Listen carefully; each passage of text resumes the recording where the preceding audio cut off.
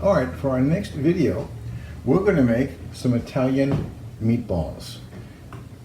We'll make them with a mixture of 1 part beef ground, 1 part pork ground, and some Italian sausage, which was already made up. They got a little more snap, a little bit sweet, a little bit hot. When it's all said and done, we'll scoop them out, bake them about 20 minutes for 375 oven, then finish them in some tomato sauce, and they will be ready to go.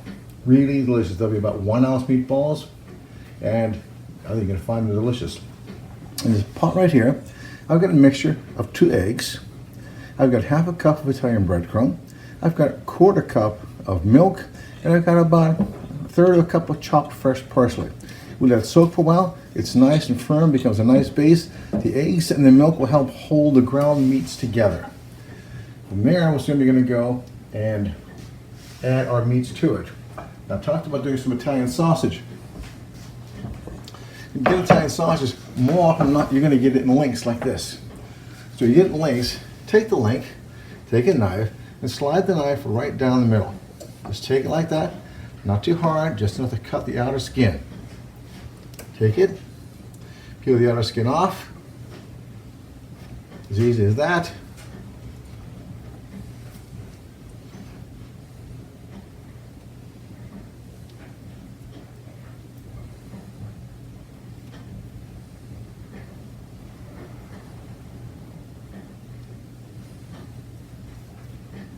Take it, put it right in with the breadcrumbs.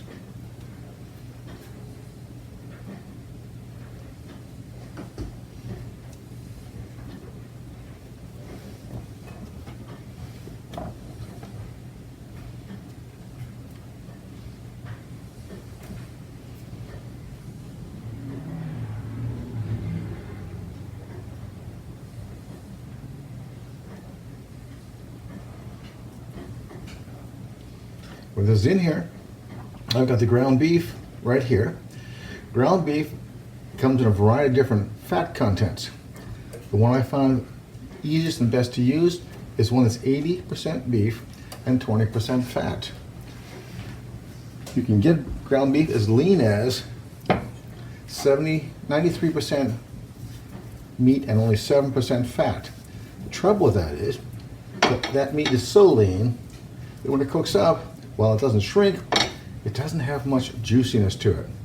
The one thing we have to remember, and the more you remember, the easier your life's going to be, that is simply fat gives you moisture and fat gives you flavor. As tempting as it might be to go in with my hands and just mush this up, my hands are warm. And I don't want my hands to change the texture of the meats. So I'll take my time, I'll just mix this up. When it's all mixed together, I'll show you when it's mixed up, then we'll scoop it up. But one of the things we're going to be careful with, what is not in here so far, is salt and pepper. If you don't have salt and pepper, you're going to have a problem. So once you get a mixture of ingredients together, you can almost always do this to taste anyway. You can mix it together, and then you're going to cook a test sample. All the students I've had, getting a test sample is one of the hardest things to get folks to remember. Because once you get sausage made, and once you're baking it, it's too late to fix the seasoning. So we'll always do a test sample. The test sample will tell you exactly if the salt measures where you want it to be. You get this mixed up, I'll show it to you.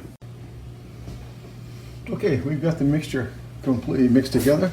My apologies, I forgot to tell you 2 other things I put in here. I put in 4 cloves of minced garlic. I put in 2 tablespoons of Romano cheese. So all mixed together. I've got the test sample working over here now. And this is probably one of the most important things you're going to do, because if it's not right here, it's going to be real hard to fix later. So take the time, have the patience, and cook that test sample. You only need about a tablespoonful, that's all. You're fine. You've got a mixture of beef and pork. Depending on how well you like your meat done, you can pick it up and taste it pretty much whenever you want to. So obviously, if you're going to start a cooked product, let's let the meat taste cooked. You always want to remember that food that's hot has a higher flavor profile. But food that's warm is the best temperature which to taste it, because that's when the flavor is most pronounced and most definite. Cold food, on the contrary, dulls the salt centers in your mouth, so you won't be able to tell if it's really properly seasoned or not. So you want to eat as soon as you can, as much as you can, warm.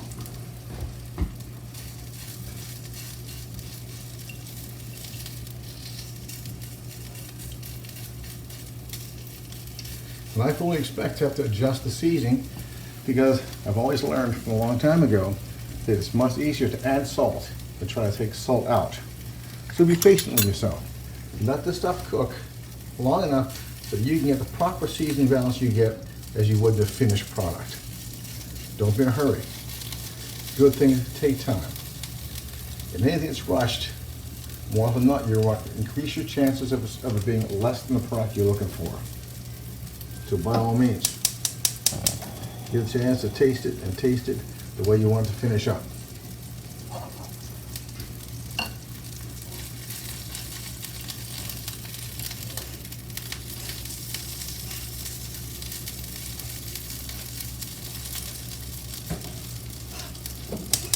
Okay.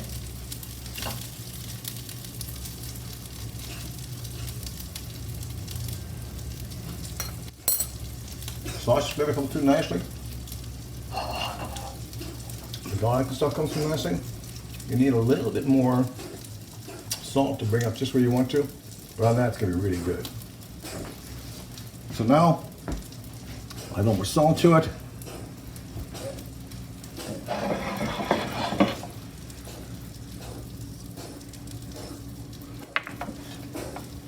Mix it in, and we can start scooping them. Once you get them scooped, we'll be ready to go.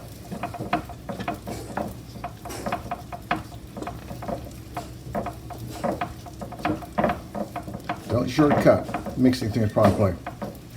You're going to have parts that are heavy on salt, some desperate for more salt. Take your time. Okay? Set this aside.